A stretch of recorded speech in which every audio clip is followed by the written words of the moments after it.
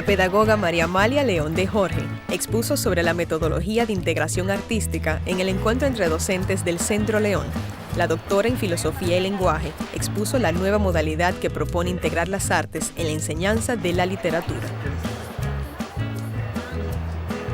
Cuando yo infiero, cuando yo tengo que buscar más allá de lo que se dice connotar. Aquí, por ejemplo, si yo fuera a decir, hay un cuervo negro volando sobre la ciudad. Para mí, en mi cultura, cuervo negro, ¿qué quiere decir? Mala suerte. Eso me lo está diciendo el autor cuando yo estoy leyendo. Y sin embargo, puedo inferirlo. Hay una capacidad simbólica. Entonces, el lenguaje representa la forma más alta de una facultad que es inherente a la condición humana, la facultad de simbolizar, la facultad de representar lo real por un signo y de comprender el símbolo como representante de lo real y, por lo tanto, de establecer una relación entre una cosa y otra distinta. Eso dice Benaviste. Y Maceiras dice que un símbolo es una presencia que evoca una ausencia. Voy a poner aquí otro ejemplo. Nuestro fotógrafo santiaguero, Domingo Batista, es muy amigo de mi papá y mi mamá. Tienen una casa en Polo, ellos tienen una casita que se han retirado allá. Y siempre que van, cultivan unas rosas, ponen 2 mecedoras, ven hacia la laguna de Cabral y esas rosas se ponen en un florero. Aquella vez que él fue, ellos no estaban. Y él colocó las 2 mecedoras, la mesita, con el florero y las rosas acabadas de cortar, tomó una foto, ellos no estaban ahí, y dijo, esperando a Petrica y a José. Mis padres no estaban ahí, sin embargo, esa ausencia estaba evocada con la presencia de las 2 mecedoras, hacían de símbolo. Esto también se ve en los grandes filósofos, ellos han hecho algo parecido. Heidegger y un cuadro de Van Gogh. Leo. En la oscura boca del gastado interior del zapato está grabada la fatiga de los pasos de la faena. En la ruda y robusta pesadez de las botas ha quedado apresada la obstinación del lento avanzar a lo largo de los extendidos y monótonos surcos del campo, mientras sopla un viento helado. En el cuero está estampada la humedad y el barro del suelo. Bajo la suela se despliega toda la soledad del camino del campo cuando cae. El simbolismo hace que el lector descubra algo más que lo que se está diciendo. Para que es como llevarnos la mirada a otro sitio. Y aquí, la pintura de Van Gogh, que en el fondo está haciendo una denuncia social al trabajo tan arduo de los campesinos, del que lleva las botas, ¿no? Para hacer este trabajo se usaron 2 paradigmas. El primero fue el de la hermenéutica, que fue como la mayoría de nosotros nos enseñaron literatura. Aquí en la hermenéutica, el texto es considerado como la autoridad y toma como base la intencionalidad del autor. En este sentido, respaldando este método de la hermenéutica está House. Y él dice que se concentra toda la importancia en atender exclusivamente la realidad objetiva de los textos. Contrapuesto a este método de la hermenéutica está la fenomenología. ¿Qué dice la fenomenología? Que el texto es un acontecimiento. Una teoría de los textos literarios evidentemente ya no es capaz de prosperar sin incluir al lector, a cada uno de nosotros cuando leemos y a cada uno de nuestros alumnos cuando nosotros estamos tratando de mostrarle un texto. Pero esto significa que el lector ha avanzado a hacer referencia sistemática. Este es Husserl. También Ricoeur dice que comprender un texto es comprenderse ante el mismo texto. Cuando yo leo, yo tengo que ver qué me está hablando a mí, qué escojo, qué dejo. Husserl dice, la lectura de un texto literario es una experiencia que tiene rango de acontecimiento. Nos afecta y no nos deja indiferentes. Cuando una lectura realmente ha podido penetrar en nosotros y nosotros la hemos comprendido, no somos los mismos que cuando habíamos iniciado la lectura. De esta manera, la confrontación y no fusión, dice Gadamer, es decir, que yo tengo un texto, yo no me voy a unir siempre simplemente para dejarlo igual. Yo puedo tener ideas distintas. Texto y lector se someten a una fricción y de ahí deduce el lector qué quiere del texto, qué no quiere del texto, qué se relaciona con él. Si tomamos la lectura como un acto activo, con una actitud activa, los grandes textos literarios deben ser leídos teniendo en cuenta su sentido simbólico, de donde parten las siguientes perspectivas. Y aquí vamos a ver cómo esta es una parte de lo que dice Mario Vargas Llosa, que es la lectura, y es peligrosa. De hecho, no es, cuando uno lee activamente, uno comienza a tener posiciones y a cambiar posiciones. Lo primero que se prohíbe en un régimen totalitario son las lecturas y sobre todo aquellas de imaginación. De hecho, para Madruga, la lectura es el acto tecnológico más importante que ha transformado el mundo y las sociedades. Hay un texto en China que se llama, de un escritor chino que se llama Xie, y es Balzac y la costurera. Es un librito sencillo de dos amiguitas que la llevan en la China a reeducarse. Y allí encuentran una maleta llena de libros clásicos. Y ver cómo esa maleta y esos libros le cambiaron la forma en que le estaba diciendo el régimen que debían conducirse. Y eran libros clásicos. Así también hay otro libro que es el de Nilo Cruz, Ana en el Trópico, donde el rol de la mujer era totalmente pasivo, hasta que viene un lector en una fábrica de tabaco donde lo que se hacía era leerle historias, leerle noticias a los que trabajaban allí laborando. Y estas mujeres que estaban trabajando comienzan a pensar que puede ser distinto después de leerle a Ana Karenina. Entonces, ver cómo una lectura, si yo como lector comienzo a preguntar y a tener un rol activo, puede cambiar la vida, es interesante. De hecho, voy a leer esto de Mario Vargas Llosa. Sin las ficciones seríamos menos conscientes de la importancia de la libertad, que la vida sea vivible, y del infierno en que se convierte cuando es conculcada por un tirano, una ideología o una religión. Quienes duden de que la literatura, además de sumirnos en el sueño de la belleza y la felicidad, nos alerta contra toda forma de expresión, pregúntense por qué todos los regímenes empeñados en controlar la conducta de los ciudadanos de la cuna a la tumba le temen tanto que establecen sistemas de censura para reprimirla y vigilan con tanta suspicacia a los escritores independientes.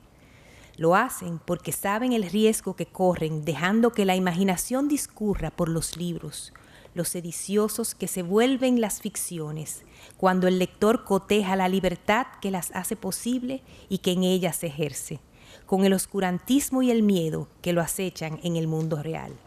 Lo quieran o no, lo sepan o no, los fabuladores, al inventar historias, propagan la insatisfacción, mostrando que el mundo está mal hecho y que la vida de la fantasía es más rica que de la rutina cotidiana. Los textos son más productivos en la medida en que nosotros podemos tener un rol activo. Entonces, el lector no recibe de manera neutral el sentido del texto, sino que se expone a él y recibe un impulso para comprenderse mejor. Cuando yo estoy delante del texto, yo comienzo a interrogarme a mí. Y esto que me plantea me da una nueva forma. No todo el mundo piensa igual que yo, no todo el mundo ha vivido lo mismo que yo. Cuando yo me expongo a una lectura, yo tengo la posibilidad de coger mi mirada y verla de otra forma. Nuevas posibilidades. Lo que actualmente somos no es la única manera. Y dice Walter Benjamin que ningún texto dice nada al menos que nosotros comencemos a trabajar en él y lo interroguemos. Otra forma de lectura activa es ver el leer como un acontecimiento. El lector responde con una actitud de lectura como reacción. Y ahí, cuando yo reacciono, yo tengo consecuencias afectivas, consecuencias emotivas, otras implicaciones que me cambian mi manera de ver las cosas. El texto es una reserva de significados que no está explícito. Hay muchas cosas que el texto no dice que están en mí cuando yo me pregunto. Por ejemplo, cuando yo estoy leyendo 2 pesos de agua de Juan Bosch, a mí no me hablan ni de religión ni me hablan de magia. Y sin embargo, cuando yo los leo, yo infiero que estos 2 temas están dentro de ese texto. Incluso el hecho de no tener un signo es algo que quizás el autor quiere decirme. Por eso Merleau-Ponty dice que es el someterse a una irritación mutua entre el lector y el texto. Pasamos. Otra forma activa es ver el texto como una provocación. El lector responde a una actitud de innovación creativa a partir del texto. Entonces, yo vuelvo a mí misma, veo el texto y quizás yo produzco otro texto sobre ese mismo tema. En este sentido, la lectura se parece entonces a esas radiografías que se descubren bajo la epidermis. Hay pinturas que tienen otra pintura debajo y debajo tienen otra pintura. Y así mismito en la lectura, uno va descubriendo qué hay detrás en la medida en que va siendo descubierta e interrogándonos. Hay también la gramatología que dice que con una actitud antihermenéutica, es decir, más fenomenologista, que cuando uno se propone encontrar ni interpretar significados, cuando uno no se lo propone, sino generarlos, crear cosas nuevas de una lectura, también uno va haciendo su propia lectura de una manera muy creativa. ¿Cuál es la propuesta nuestra? Tenemos la hermenéutica, tenemos la fenomenología. Realmente es partir de la hermenéutica como si fuera la transmisora base de un conocimiento y luego deslizarnos a la parte de la fenomenología. De manera que nosotros podamos tener la hermenéutica como imprescindible para transmitir una serie de conocimientos que necesitamos manejar cuando estemos enseñando un texto o cuando estemos acompañando en un texto a unos alumnos, y de ahí ir a transformar esa experiencia de leer en una vivencia. Cuando la traslado a una vivencia, llego a ser la parte fenomenológica, porque le estoy dando más importancia al lector que al mismo texto. ¿Cómo vamos a hacer esto? Cuando estuve en el proceso de mi tesis doctoral, investigué que Aristóteles tenía lo que él llamaba las categorías aristotélicas. Son 10 formas, 10 condiciones, 10 categorías, donde él va a abordar una situación. De hecho, yo las voy a presentar ahorita rapidito, están en internet. Cuando uno quiere conocer algo, uno busca sustancia, tiempo, lugar, pasión, 10 categorías. Uno la busca dentro del texto. Cuando uno la extrae del texto, ya tiene una idea bastante holística e integral de lo que ese texto quiere decirnos. La fenomenología, como proceso epistemológico que concentra sus esfuerzos en construcción del significado propio para cada quien, le asigna una determinada experiencia. Ahí Husserl y Rosenblatt nos presentan una fenomenología aplicada a la lectura, que puede convertirse en un incidente crítico. El paso culminante que caracteriza nuestra propuesta es el hecho de pasar de la autoricidad del educando, de sus propias producciones, a través de la escritura. Cuando yo tengo una vivencia es cuando yo soy capaz de poder escribir. En la medida en que nosotros podamos poner a nuestros estudiantes a producir, nosotros estamos llegando al proceso creativo. Y se pasa de una experiencia de leer a una vivencia. Lo próximo que vemos aquí son las categorías, que como le digo, están definidas. Pueden pasar más. Y no nos vamos a detener ahí. Metodología del análisis integrado.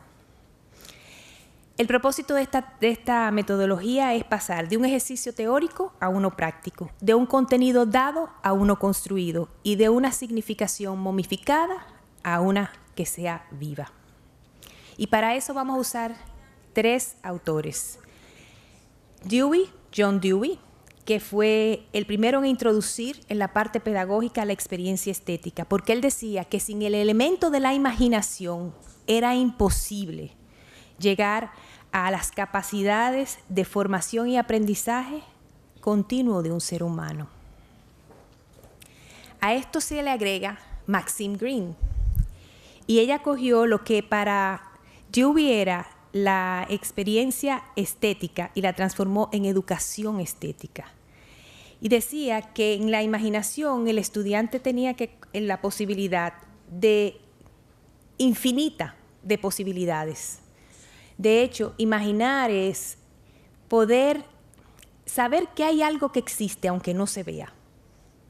Y esa posibilidad también de ver situaciones que son insatisfactorias para el ser humano y que aunque sean insatisfactorias, por eso las artes las denuncian, buscan soluciones que muchas veces no se encuentran.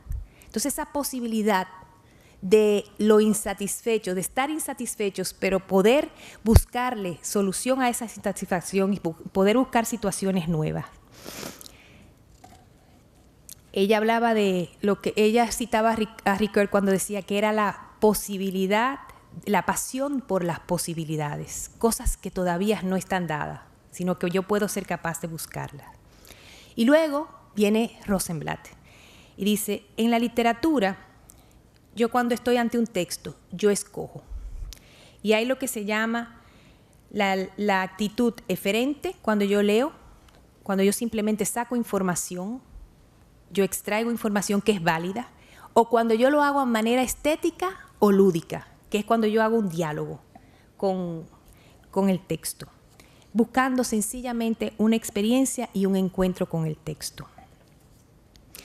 En esa teoría de la transacción existe una relación entre el texto y el lector y lo que se llama el ángulo de refracción. Y ahí yo escojo en ese ángulo lo que son mis inclinaciones, lo que me interesa, lo que entiendo mejor, y eso se va ampliando en la medida en que más experiencia lectora yo voy teniendo. De manera tal que no existe entonces un lector, existen tantos libros como lectores hayan, porque cada quien le da un sello muy particular. Este modelo tiene 4 momentos. El primero es el encuentro con la obra de arte. Espontáneo, puro. Todo conocimiento de los estudiantes acerca de la historia literaria, de sus autores, los períodos, los tipos literarios, serán inútiles en el bagaje si el estudiante no siempre está movido primariamente para ver la literatura como una experiencia personal. De esa manera se lee públicamente el texto y después cada uno lo lee en silencio, a ver qué le produce. Segundo paso, la historicidad de la obra. En esta obra se procura hacer un encuentro. Se hace la documentación sobre los contextos, las propiedades y los procesos de la obra. Se aplican aquí las categorías aristotélicas. Se busca lugar en cada una de ellas para tener un paso de conocimiento base. Y luego se hace énfasis en el educador. Aquí tenemos que hablar de humildad. Los educadores, es más fácil llegar, repetir y dar una charla que ser un facilitador para que el alumno sea quien vaya construyendo todo el proceso y nosotros sencillamente lo podamos facilitar. Aquí esa dosis de humildad es muy importante. Yo voy a poner un ejemplo porque cuando trabajé en la tesis lo hice con 7 cuentos de Juan Bosch. Voy a usar la Nochebuena de Encarnación Mendoza. Aquí ustedes saben el tema y el argumento de la Nochebuena de Encarnación Mendoza. Sí. Ok. Aquí fui buscando sustancia, que es la esencia, Encarnación Mendoza, su familia, sus persecutores. Está la cantidad, una Encarnación Mendoza, la cantidad de hijos, los vecinos, el sargento, los demás persecutores, la relación que es la causa y el efecto, el incidente cuando el cabo Pomares le da muerte, Encarnación mata al cabo Pomares y por eso se tiene que ir huyendo de la justicia. La cualidad, el arrojo, la audacia, el desafío al peligro, la temeridad, todas aquellas situaciones que se dan cuando uno lee un texto, la cualidad. El lugar donde está ubicado, en la zona este de República Dominicana. ¿Y cuál es la condición? El deseo irresistible de ver su familia lo hace volver al escenario de los hechos. La situación, un prófugo de la justicia por haber matado a un militar en una época de una dictadura. Acción, la venganza de los persecutores por lo que había ocurrido, sadismo ante la venganza. Y la pasión, sentimientos de odio, venganza, saña, la tragedia familiar y el niño autoinculpado por su actuación. Otra palabra, fíjense cómo al dividir en las categorías aristotélicas y permitirle a los estudiantes que vayan formando y sacando del texto, van construyendo toda la base que sería la hermenéutica, ¿no? Luego, el tercer paso es la transacción como proceso. Aquí el lector hace una selección. Depura lo esencial, esto es lo que me interesa, priorizo, esto va primero, aquello va después. Esa transacción es el pórtico de la imaginación. Y aquí es donde la metodología utiliza otros lenguajes. De hecho, para este texto de manera particular, yo tomé, me ponen por favor pero no le dé todavía la música. Este cuadro de Oviedo de los años 60 se llama La Sagrada Familia. Cuando los chicos estaban expuestos a leer La Nochebuena de Encarnación Mendoza, se les llevó este cuadro, esta pintura. Junto con él se le pidió a Darwin Aquino, quien es el que dirige las orquestas juveniles, un compositor dominicano joven, que me hiciera una miniatura musical para cada uno de esos cuentos. Obviamente no vamos a componerle miniaturas a todas las lecturas. También yo tengo una propuesta al lado de piezas instrumentales, porque tú no puedes narrar dos historias. Si tú coges una pieza musical que tiene letra, está compitiendo con la letra del texto, es decir, que tiene que ser una pieza musical que sea instrumental. Yo voy a hacer por tiempo las dos cosas juntas. Voy a tratar de narrar la historia de Encarnación Mendoza sobre la música que ustedes van a escuchar. Cuando lo hago con los alumnos, normalmente el texto está leído, tienen la parte visual y tienen la parte auditiva como una experiencia nueva.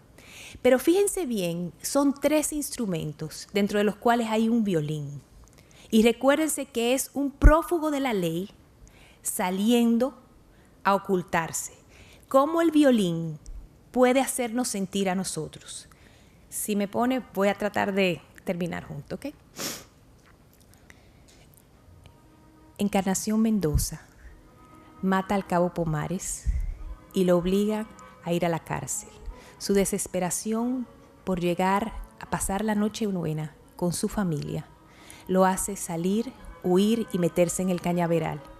Allí, por coincidencia, Mundito, un jovencito con su perro, lo descubre y va corriendo a delatarlo a la bodega, a decir que había un muerto en el cañaveral. Los militares se abarcan a ir en una carrera, descubren que es Encarnación y lo matan con 14 tiros. Después que lo matan, lo suben en un burro y lo llevan lloviendo frente a la casa de su viuda y allí lo tiran. Cuando lo tiran, la viuda sale y dice: ay, mis hijos se han quedado huérfanos. Y de ahí sale el niño y dice: mamá, mamá, ese fue el niño, el huerto que yo vi en el cañaveral. Entonces, entre la agonía de este niño que se siente culpable, los colores y todo lo que puede expresar, que interpreta todos los alumnos de manera distinta, de acuerdo a sus realidades y sus prejuicios en el buen sentido, y la música. Después se le pide a los chicos la parte de la autoricidad. Aquí vamos a transformar esta experiencia que acaban de tener en vivencia. La escritura personal como ejercicio e incorporación al yo de las experiencias imaginarias. La escritura viene a convertirse en el instrumento y espacio a partir del cual se consolida el escoger, el articular, el crear, el llegar al cosmos de cada uno de estos estudiantes. De manera que el educando, en sujeto de su propia invención, de su imaginación autorizada. Y ese es el proceso creativo. Yo quiero compartir con ustedes un testimonio de unos alumnos que trabajaron con esta metodología. Tienen 2 años, es la parte del currículum de la escuela. Había un grupo focal, un grupo A, que trabajó con esta metodología y un grupo que no lo hizo. Y yo creo que ellos tienen más valor que yo, porque cuando sale de los alumnos y de su propia experiencia, es mucho más sólida la comunicación.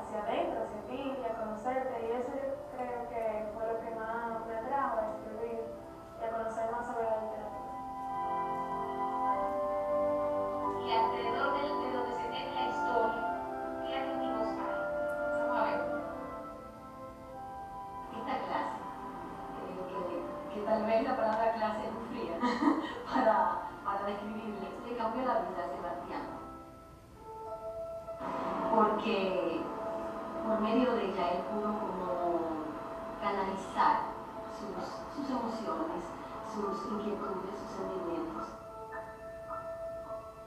Con la ayuda del especial fue como que me abrió una cantidad de puertas que no se ven así previstas, pero como que yo pude después de eso saber hasta qué punto y qué tan grande es mi imaginación, cómo yo puedo presentarse al mundo por medio de una simple palabra. Sebastián desde el primer día de la clase de literatura se enamoró.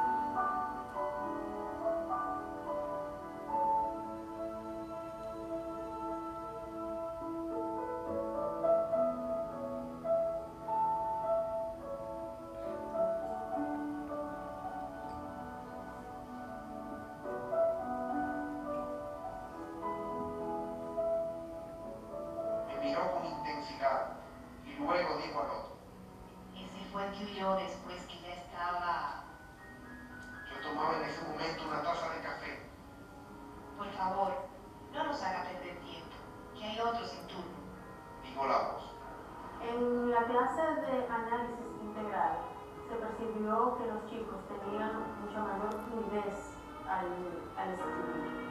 También pudimos ver el resultado de un proceso de creación escrita, un proceso de creación que involucra la inmersión del yo escritor en su propio cosmos literario. La clase tradicional tuvo mucha participación, pero eso era prueba de que ellos querían como que canalizar su energía, que no la podían usar bien haciendo su trabajo, porque no estaban haciendo preguntas coherentes con lo que era. Y la clase de análisis integral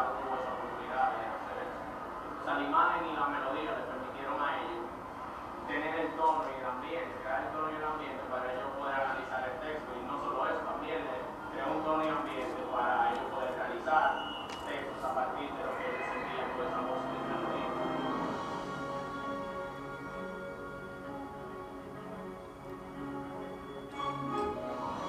Yo me llamo Alex Jiménez y mi libro se llama Mezcla de Alcohol.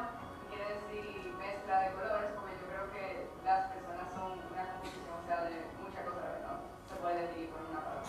Mi libro se llama Sueños aerostáticos porque para mí en este tema lo que se expresa es como el globo aerostático lleva a un hombre y para mí yo lo veo como la creatividad.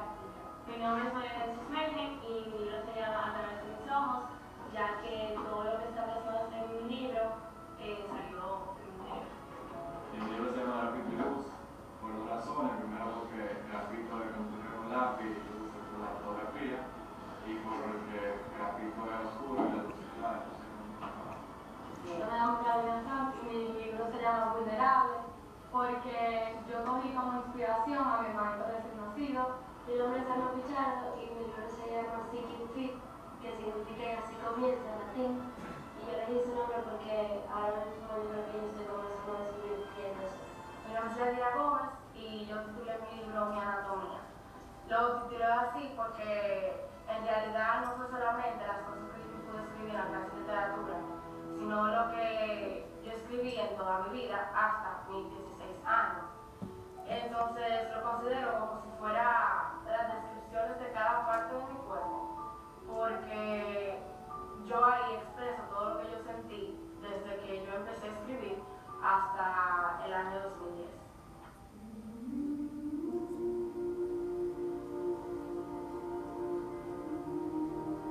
Me ayudó mucho, ¿verdad? Porque yo era una persona que no gustaba leer mucho ni nada, y la materia me enseñó que a través de la lectura uno puede como que aprender a expresarse, y yo pude encontrar a mí mismo. Como ya dijeron, una forma para expresarme y de que no soy tan imaginación. A mí me gustó muchísimo la clase porque yo como que ahora mismo que nosotros estamos empezando a ver quiénes nosotros somos y como qué nosotros queremos hacer con nuestra vida, o sea, el teatro, la clase de teatro fue como la clase perfecta para nosotros poder expresar que, o sea, todo lo que nos está pasando en este tiempo y muchas cosas. Lo bueno de la literatura es que te permite escribir del tema que tú necesitas, del tema de lo que tú estás viviendo, de los tú te vulnerabilizas en la literatura, te da un grito. Fue algo que en realidad me ha marcado mucho. El concepto de la literatura para la persona es leer un cuento y analizar el cuento, ok. Pero en noveno y en décimo no fue así. Fue algo como más expresarse uno mismo, o en cuento, o en poema, o en realidad, en todo lo que uno quisiera. Entonces, en realidad, fue una manera de yo abrirme más a la escritura. Y me llevó a lugares que yo no sabía que tenía.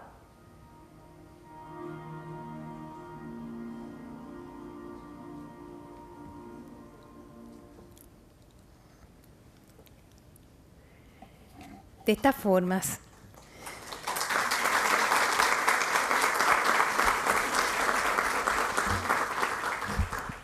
en realidad le daré los aplausos a los chicos que están allá. Llegamos a 6 conclusiones y propuestas.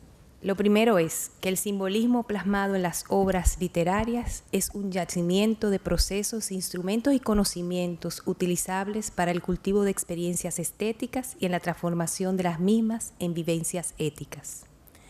2. Para fines pedagógicos es importante superar el tratamiento escolar tradicional. Esto, de favor, se lo pido.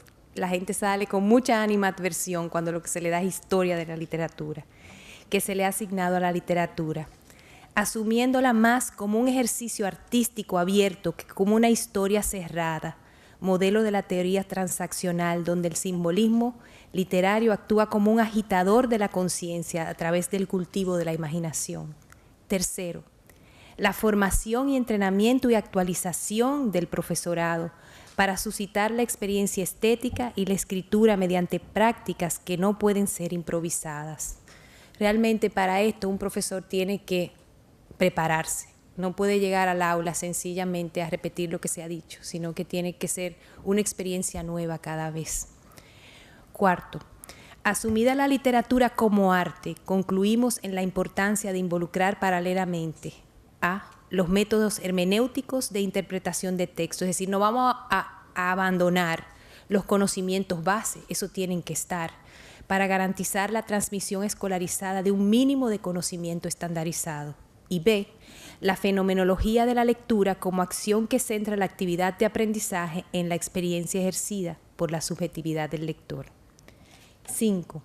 Incluir el apoyo de otros lenguajes artísticos, la plástica y la música, para potencializar la capacidad simbólica e imaginativa del educando. 6. Para comprender y complementar y lograr que la experiencia literaria se transforme en vivencia, concluimos en la necesidad de trascender la lectura, con la inclusión de la escritura como ejercicio fundamental para la incorporación a la conciencia del conocimiento y el discernimiento adquirido. El alumno debe ser llevado de la actitud de intérprete a la actitud de autor. Para terminar, una frasecita de Max Planck, quien dice: ¿acaso toda la ciencia tenga que empezar con metáforas y acabar con álgebra? Pero es posible que sin metáforas no hubiese existido álgebra alguna. Sin lectores y sin escritores, en fin, sin artistas, no es razonable esperar el progreso de los pueblos, porque para mí el arte es transgresor de la realidad, agitador de lo que está estancado, acelerador de movimientos, retorno a las raíces, desordenador de los órdenes. El arte es fuego que te abraza y abraza.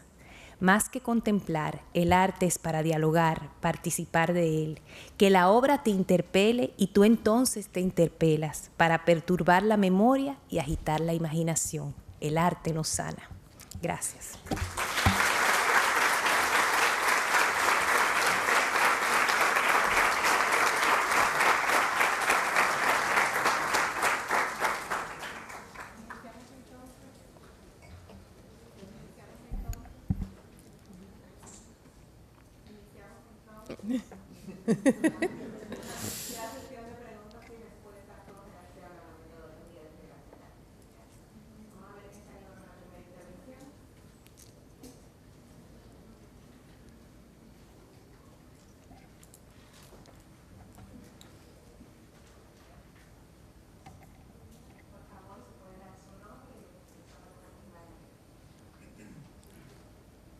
Buenas, mi nombre es Ashley Gómez, de la 37 por las Tablas. Mi pregunta es, en su metodología, al final que ellos ya leen el texto, que lo analizan con la música, con lo sonoro, se le ponen a escribir, a redactar a ellos, a crear. Pero entonces esa creación es en base a esa lectura del libro o un tema aleatorio que ellos escojan. O sea, la escritura es de ellos o de ellos. Cada vez que trabajan un texto, tienen que escribir sobre lo que le ha producido el texto, junto con la parte de artes visuales y la música, es decir, cuál es el sentimiento ha suscitado. Por ejemplo, en la Encarnación Mendoza trabajaron mucho lo que era la injusticia, el abuso de poder, la desgracia de un destino, pero al final, parte del proceso y de la metodología es que después de 2 años ellos tengan su propio libro, su primer libro, como le digo yo. Entonces, ese libro, obviamente en la metodología hay momentos que se llaman actividad sorpresa. Y esa actividad sorpresa es que tú escribes de lo que, si estamos trabajando greguerías, por ejemplo, tú tienes que crear greguerías. Si trabajamos el cuento, hay un momento en que tú tienes que crear un cuento. Es decir, entonces ellos van recopilando todo eso para ir haciendo al final de 2 años su propio libro, que fue lo que escucharon al final, que estaban ellos hablando, como titulaban su libro. El chico que habla del luz, graffiti y luz, es también un muchacho que tiene mucha inclinación por la fotografía. Entonces él mezcló y escribe muy bien, de hecho, es decir, que él pudo hacer algo muy... Lo que sale ahí es hermoso y tiene una calidad que ellos mismos se sorprenden. Entonces eso tiene un valor muy particular en un mundo como el de hoy, donde las satisfacciones se tienen por lo que tú compras, por lo que tú tienes, por la moda que te va. Entonces, tener un producto final que ha sido tuyo, porque tú tienes años escribiendo, que un poema, que un ensayo, que un cuento, te da un sentido de estima y de que tú eres capaz, que además psicológicamente avala mucho, aparte de la imaginación. No sé si contesté.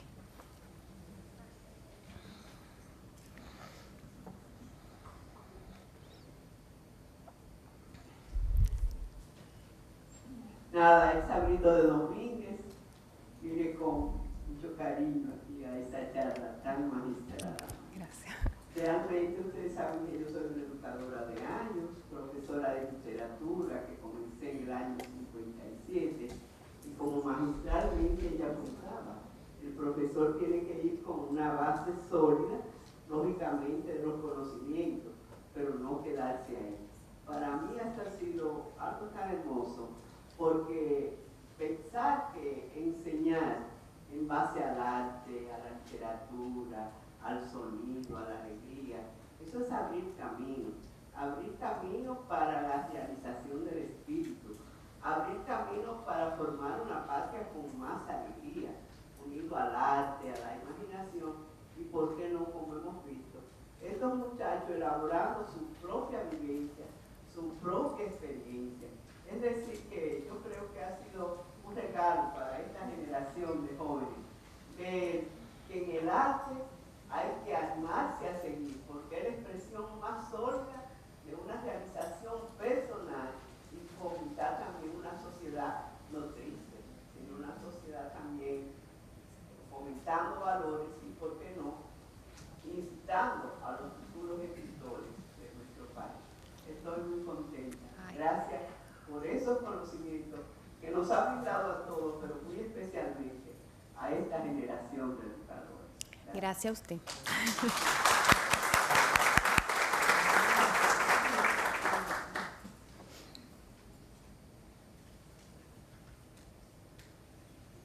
Muy buenos días, mi nombre es Sonia Carolina, soy licenciada en arte.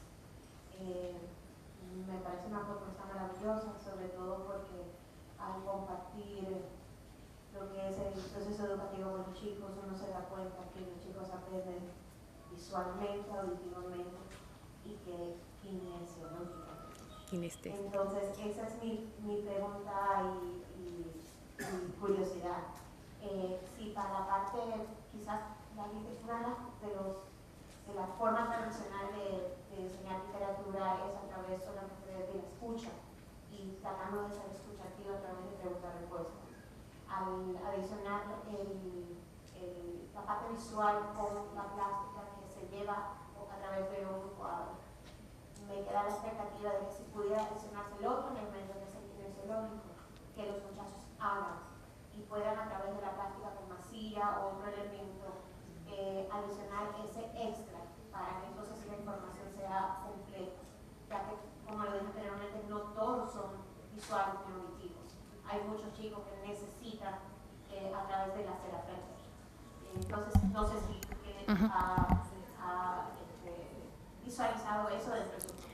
Gracias. Sí, gracias. Muy interesante esa pregunta. Y de hecho, sí, en la parte kinestésica trabajamos primero con el teatro, es decir, que es una forma ya conocida. Es decir, muchas veces se ponen en escena obras y ahí tienen que trabajar. Pero, por ejemplo, yo he descubierto que cuando tocamos el tema, por ejemplo, de las figuras literarias, que hay una parte de memoria que hay que hacer.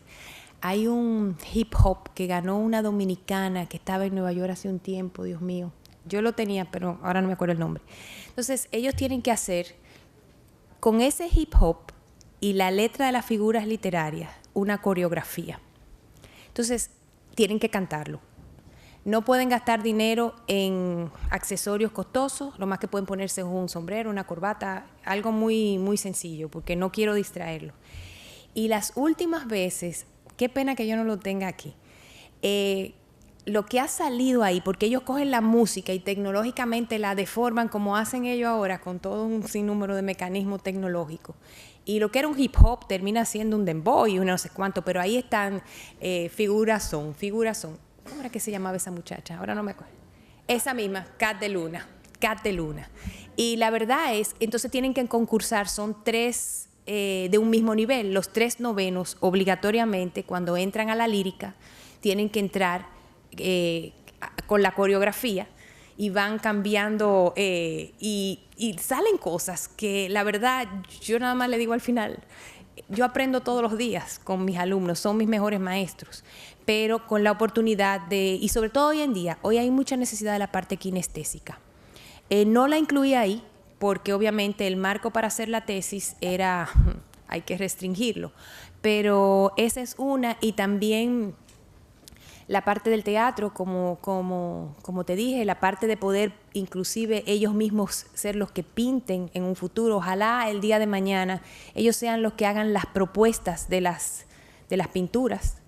Yo tengo una anécdota que para mí todavía me sorprende, y fue que en una escuela pública, un chico de 12 años, estábamos trabajando con la Metamorfosis de Kafka, y cuando yo estaba poniéndole un cuadro que era era un cuadro de Munch, y yo lo pongo, y el chiquito se levantó y dijo, ¿ese es Munch? A mí nunca me había pasado eso ni en las escuelas más sofisticadas, donde yo he podido dar alguna que otra charla. ¿Y cómo tú sabes eso? Y me dijo, bueno, porque mi mamá es lavandera en casa de una señora que tiene una revista de arte, y yo le he dicho que cuando sacan las revistas que me las traigan, y a mí ese pintor me gusta.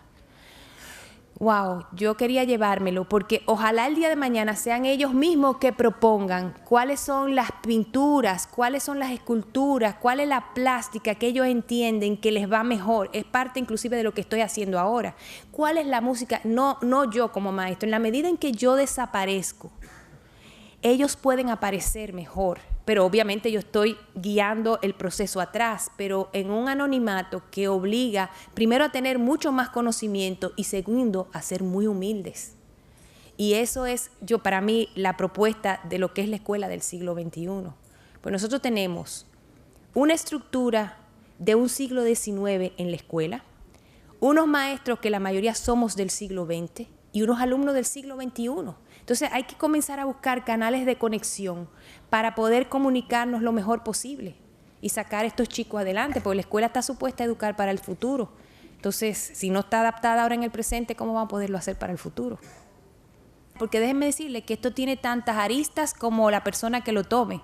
Es decir, en una escuela rural hay que buscar quién es el trovador de la guitarra que da serenata y tráigalo y póngalo ahí. Y la creatividad está en manos de quien la tome. Esto no es solamente lo que a mí se me pueda ocurrir, sino que cada quien tiene un aval infinito de posibilidades. Y ahora que Elvia me dice eso, quiero decir también que en el proceso evaluativo, porque yo he ido agregando a todo esto algunas otras cosas, trato de que en mis exámenes, sobre todo los semestrales, en mi materia no doy exámenes mensuales, trabajo, sino que el examen semestral que viene por orden de Secretaría del Ministerio de Educación, trato de ponerle videos, músicas, para que lo pongan, pinturas, le proyecto, y como es un trabajo tan individual, la necesidad inclusive de deshonestidad, porque no hay nada ahí de memoria, es decir, es prácticamente un proceso de una lectura activa y producción. Yo he llegado hasta a darle pedazos de arepa para que me hagan un soneto al sabor de la arepa.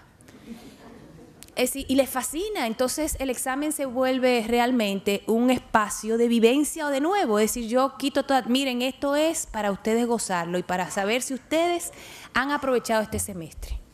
Porque hay que comenzar a quitar todos esas, no sé de dónde nos viene, de temores, el examen y no sé cuánto. En la medida en que uno entusiasma a un alumno que descubre que puede ser bueno en algo, usted hasta puede terminar sabiendo más que usted. Es un acompañamiento que uno hace, es una motivación, es darle, la selección de los textos es imprescindible. Usted tiene que buscar textos con calidad y que tengan algo para vincularlo a ellos. Eso es importantísimo, importantísimo. Pero sí, me encantaría poder trabajar con maestros. Lo decía porque ahora el Ministerio de Educación evidentemente ha comprendido y está interesado en la formación, vamos a decir, profesional del maestro de educación artística,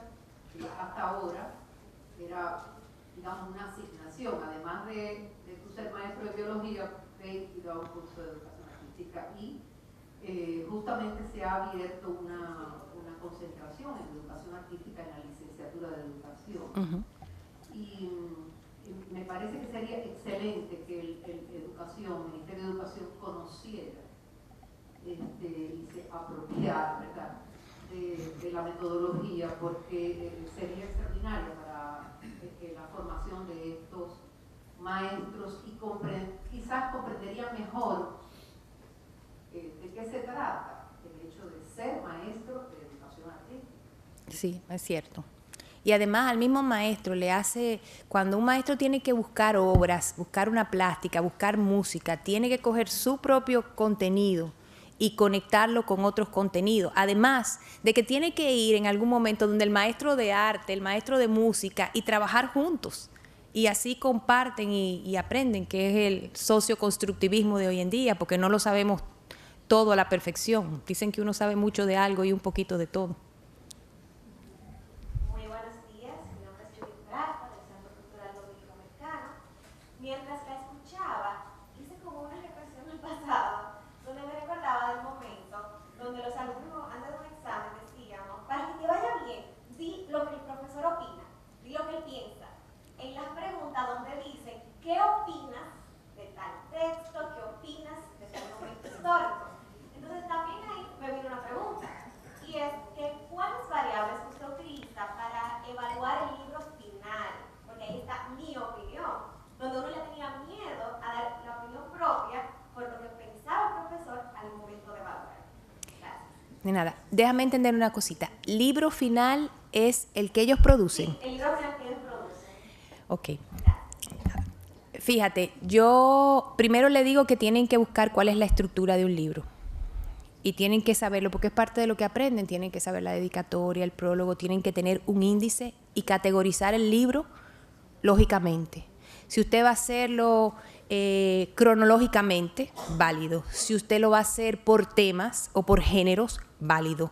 Es decir, lo que necesito es que tú me fundamentes una estructura, que no sea, pegué unas cuantas cosas aquí al azar, que las imágenes o las ilustraciones con las que tú vas a trabajar junto con el texto tengan la justificación, es lo único que yo hubo. Después la libertad la tiene absoluta el alumno. Y de hecho cogen muchos de los textos que ya han sido previamente corregidos en trabajos individuales, para que sea más procesual. El trabajo es aglutinarlos con una estructura y un orden lógico que sea justificable.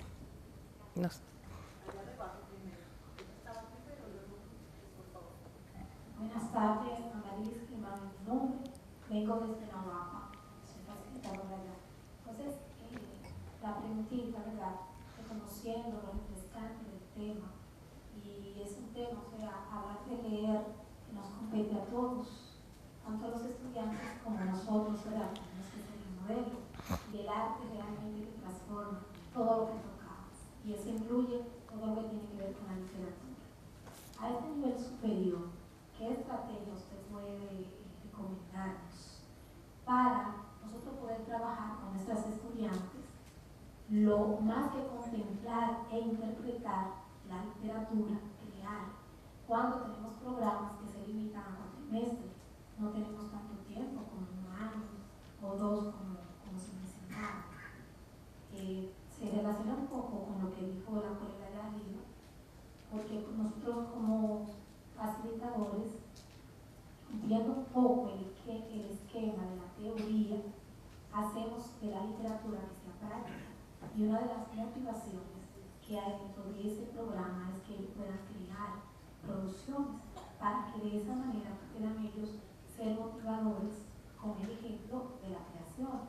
Entonces, yo por experiencia he visto que estamos muy limitados. Entonces, sugerencias que usted nos pueda facilitar dentro de su metodología, que es estrategia. Yo pienso que quizás sí. Si tienes un cuatrimestre, como bien dice, a veces el tiempo, pero ese es el tiempo que hay. Coger en el programa y ver cuáles son el tipo de texto, los géneros que tú estás trabajando. Y cada vez que haya un género que tú concluyas la parte teórica y darle el otro, que sean capaces de producir sobre ese género, para ver si Y además manejan las diferencias entre un género y otro. Hoy en día los géneros se mezclan mucho, igual que en todas las artes. Antes había mucho más pureza entre un género y otro. Hoy en día es imposible. Pero una vez tú concluyas un tema sobre un género en particular, a mí me ha venido muy bien. Ahora prodúzcame con ese mismo género algo que está pasando con la actualidad. Yo siempre trabajo con las cosas que están pasando actualmente. Miren, con lo que pasó con la entrada de Pedro Martínez al Salón de la Fama, se entró el año. Y además hicimos un pequeño ensayo sobre eso. Con lo que pasó en Francia, con Yo soy Charlie, yo no soy Charlie. También, entonces yo cojo el género que se está dando y los... ¿Por qué? Porque tú coges así la zapata, el conocimiento, que eso pertenece a la parte de la hermenéutica, en términos de tú poder transmitir el conocimiento, porque tú tienes unas bases teóricas que tienes que dar. Suponer que tú estás dando la novela y en ella toda la historia de la novela, no sé qué, no sé cuánto. Entonces después, ¿qué tú podrías ser un buen tema para una novela? Hazme un argumento o un boceto de lo que pudiera ser tu próxima novela, con los temas actuales que están hoy en día. ¿Cómo tú trabajarías y acabarías con cada uno de esos personajes? Entonces, automáticamente, el estudiante comienza a interesarse porque tiene sentido para él. Tú le estás dando, al llevarlo a la actualidad, un sentido. Los franceses dicen donner du sens, darle sentido a la clase. Y muchas veces, por eso el maestro no solamente tiene que saber su materia y la teoría que la respalda, tiene que estar actualizado, tiene que saber qué película nueva vino, pero buena, no me puedo ir a ver, tengo que tener, pero yo le digo a mis alumnos, a mí me encantan unas cativías que venden en Santo Domingo, no tan buenas como la de aquí, que a veces están en sitios que son poco higiénicos. Yo tengo que reconocer que me gustan, pero que no tienen calidad. Entonces, esa diferencia entre que ellos tienen que comenzar a darse cuenta que eso existe en la gastronomía, que existe en la música, que hay muchas cosas que ellos escuchan porque les gustan, pero no necesariamente tienen calidad. Entonces, comenzar a ver cuál es la diferencia entre el gusto, lo que está de moda y la calidad. Y tú poderle dar como maestra opciones. Parte de lo que yo le hago muchas veces cuando comenzamos la parte de la lírica es que me traigan una canción que tenga una lírica hermosa, otra que ellos consideren que tiene una lírica pobre y otra que sea paupérrima, pero no demasiado para que no me dé un infarto por las vulgaridades.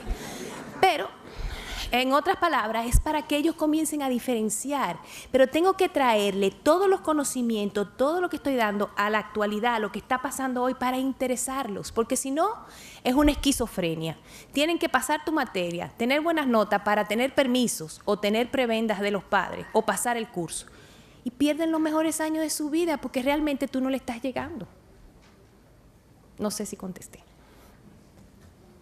Buenos días, mi nombre es Kevin Solano de la Universidad Autónoma de Santo Domingo. Mi pregunta va en relación a algunos puntos que usted ha tocado, porque a mí me gustaría que usted me señalara específicamente cómo usted selecciona las obras pictóricas, la música, la película, que va a integrar esos textos. Ya usted decía de los textos que tienen que ser significativos en sí mismos para los alumnos, de la música o de las películas que sean tema de actualidad, pero específicamente, ¿cuál es el punto que usted dice? Bueno, esta pintura, esta música funciona con este texto porque se integra.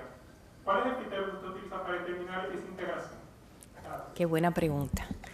Bueno, lo primero es que me gusta leer mucho y vivo leyendo, no tengo todo el tiempo que desearía para leer. De hecho, le pido a Dios que me extienda el día para 48 horas en vez de 24.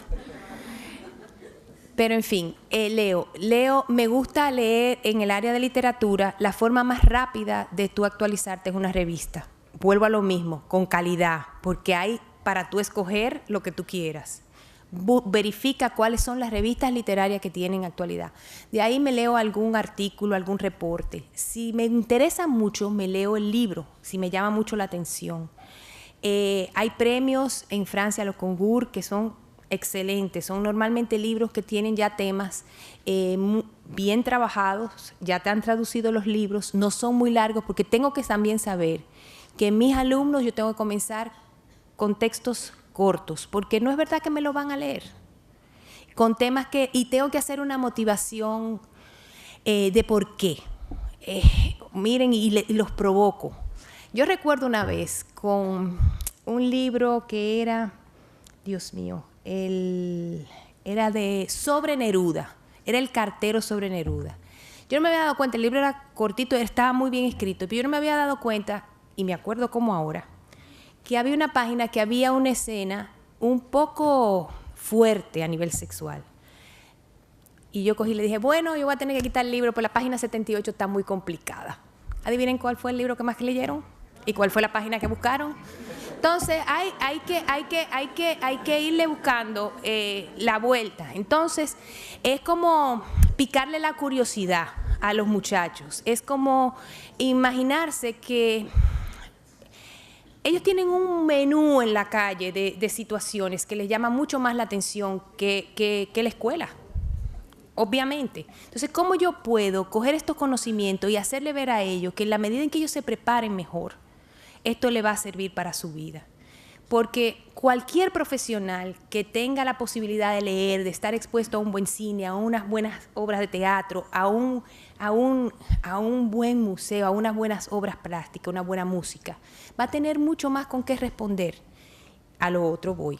Obras, bueno, aquí llamo al Centro León y le digo, Luife, estoy trabajando tal texto, yo quisiera que tú me dijeras, trata de esto, aquello y lo otro, y me dan un sinnúmero de posibles autores contemporáneos. Obviamente me lo dan, pero yo me siento. Por eso es que dije que esto obliga a una preparación. Y música, después me siento y busco incluso, tengo algunas personas que son peritos en músicas, gente que son amigos, ustedes todos tienen amigos que están más música que ustedes, dame opciones. Pero al fin y al cabo yo tomo la decisión. Por eso les digo que ojalá algún día eso sea lo que hagan mis alumnos. Pero mientras tanto, eso es lo que me toca que hacer como maestra. Y la verdad es que me permite aprender mucho, utilizar los recursos de otras áreas, y me doy cuenta que hoy en día no se puede trabajar individualmente. Tenemos que hacer un equipo. Y se lo confieso así mismito a los alumnos, para que lo vean y sepan. Es decir, yo en sí hago el ejemplo de lo que ellos mismos pueden hacer el día de mañana. Y es comunicarse con los demás y tener a su mano los saberes de los demás. Y paso, ahora toma tiempo, pero lo disfruto. Y no hay cosa más grata que tú poder hacer un trabajo que te gusta bien. Y que después los muchachos lo reciben con muchísimo ánimo. Bueno, para mí ese testimonio que nunca me lo imaginé, me ha dado mucha satisfacción. Y a veces hay médicos que me llaman y me dicen, licenciado, ¿usted puede leer mis poesías? Y digo yo, pero tú estudiaste medicina. Sí, pero yo escribo.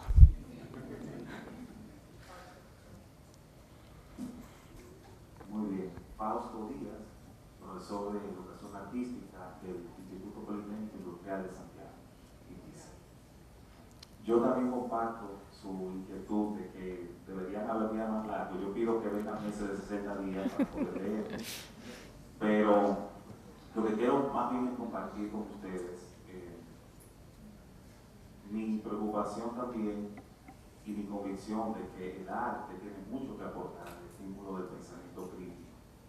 A mí me ha dado mucho resultado el poner a los muchachos a analizar canciones que tienen contenido en un mundo como el de hoy, en donde hay tanta carencia de contenido. Yo recuerdo el semestre pasado que puse a analizar la canción, tratando el tema medioambiental, la canción de Roberto Carlos, que dice, curiosamente dice, yo quisiera ser civilizado como los animales. Se llama El Progreso. Y lo que ellos escribieron allí fue maravilloso. También lo puse a analizar un tema de una autoría que se llama Mis Dos Países, un merengue que trata sobre la desigualdad social en la República Dominicana. Y a veces uno, aunque ellos no lo digan con la experticia de los economistas o de uno mismo, pero ellos llegan a la conclusión de que hay dos realidades en un mismo país, ¿verdad? Uno que exhibe cosas y otro que carece de esas cosas. No recuerdo ahora exactamente quién fue que dijo que el arte es una mentira que nos acerca a la verdad. Y una anécdota también bien breve de este señor Gauss, que hizo muchos aportes a la estadística y a la ciencia de la probabilidad. Había un señor que quería que su hijo fuera matemático y lo llevó a donde, para que le diera algunos ejercicios. Y cuando Gauss ve al niño, le dice al padre, mira, yo le recomiendo a tu niño, lo primero es que lea mucha poesía. Y el papá se queda extrañado, poesía, pensaba que le iba a poner a hacer ejercicio de aritmética, por lo menos. Y él le dice, no, que lea mucha poesía, porque la poesía desarrolla la imaginación, y la imaginación es esencial para la comprensión de la matemática. ¿Cuál?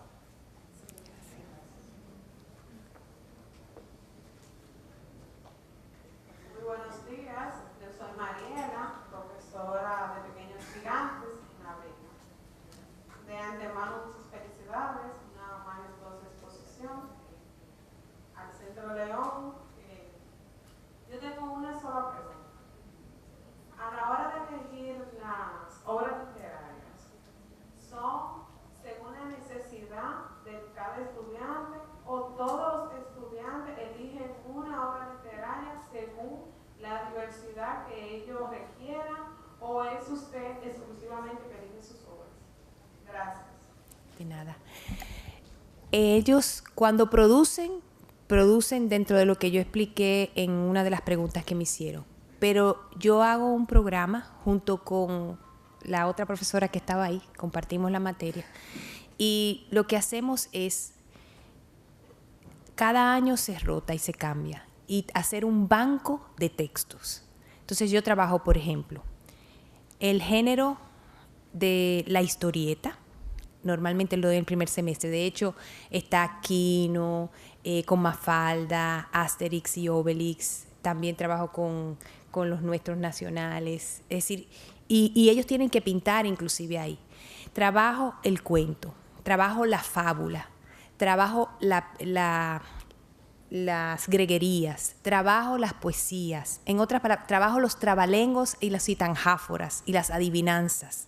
Pero cuando ellos tienen que producir todo esto, ya tienen un insumo de haber leído buenas con calidad. Entonces, yo todos los años trato de cambiarla. Hay piezas que para mí me han marcado mucho, que quiero siempre tenerla, pero inclusive no me conviene hasta por honestidad, porque es más fácil para ellos.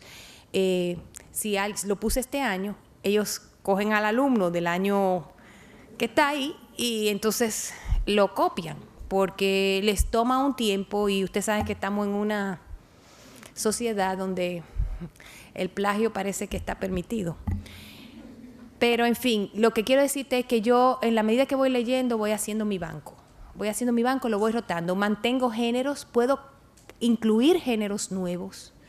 Puedo cambiar un género un año por otro. El epistolar, las cartas. Hay cartas hermosas. Las cartas de Rilke a su padre son hermosísimas. Las de Kafka. Es decir, hay unas cartas, bueno, a esta, la que secuestraron en Colombia, Betancourt. Cuando estuvo el que ella la liberaron, yo cogí esas cartas, yo estaba dando el género epistolar, yo no podía desaprovechar esa oportunidad porque estaba en todos los periódicos. Y son cartas, si estoy dando cartas, pues vamos a coger cartas. En otras palabras, es unir, pero para eso tengo que estar informada. Es lo primero, y estar leyendo. Yo creo que...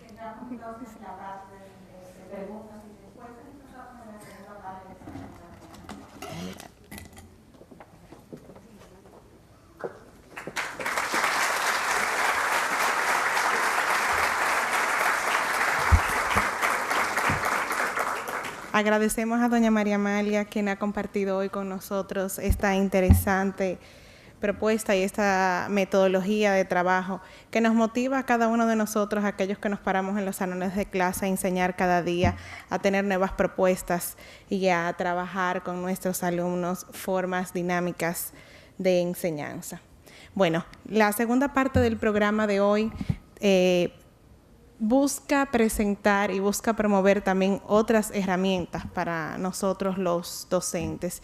Y hablo específicamente de una de las herramientas didácticas que hemos diseñado para la exposición Génesis y Trayectoria que se presenta en el Centro León en su 5ª versión. Esta exposición, que presenta un recuento de las obras de arte del concurso de arte de Eduardo León Jiménez, tiene diferentes géneros que busca precisamente tener herramientas distintas para poder trabajar en el aula. En esta ocasión, las fichas para el diálogo son una serie de hojas didácticas coleccionables que tienen como objetivo permitir que los docentes cuenten con herramientas para motivar a sus alumnos a conocer y aprender las artes visuales dominicanas a partir de la exposición en el Centro León.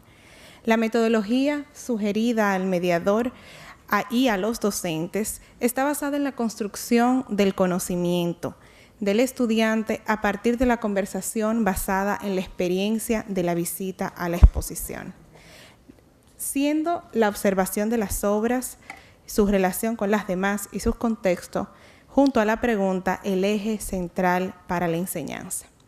Las fichas permiten también la posibilidad de trabajar con diferentes conceptos que sugiere como primera oportunidad un ejemplo para el docente. Y además permite establecer una conversación que pueden ser trabajadas en 5 etapas distintas. Las preguntas que inician la conversación, preguntas que la continúan, preguntas de profundización, preguntas de comparación y preguntas para cerrar la conversación. Estas fichas motivan al desarrollo del pensamiento crítico y creativo de los estudiantes, a la observación, a la reflexión, al análisis y a la argumentación y especulación, al incremento de las habilidades para dialogar y escuchar y al aporte del reconocimiento de las artes visuales y sus productores. Invitamos a cada uno de ustedes a utilizar esta herramienta que el Centro León ha desarrollado.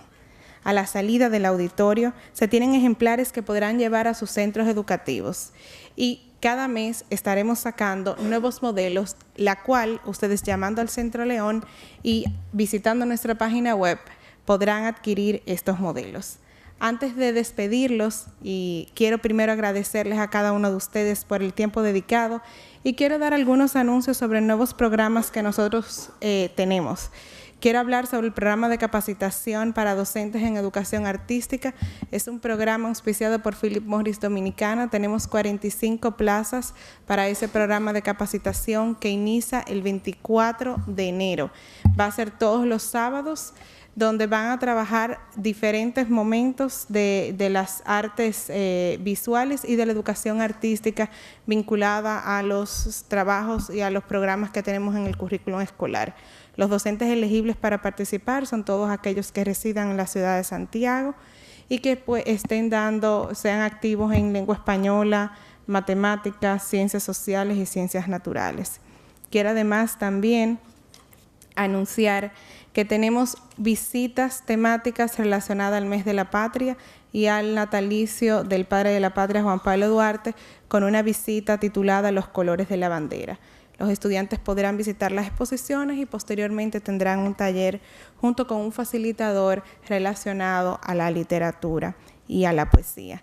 Los invito a todos entonces a pasar por las salas de exposiciones y a solicitar sus fichas didácticas y sus fichas para el diálogo para que puedan ser trabajadas en sus centros educativos.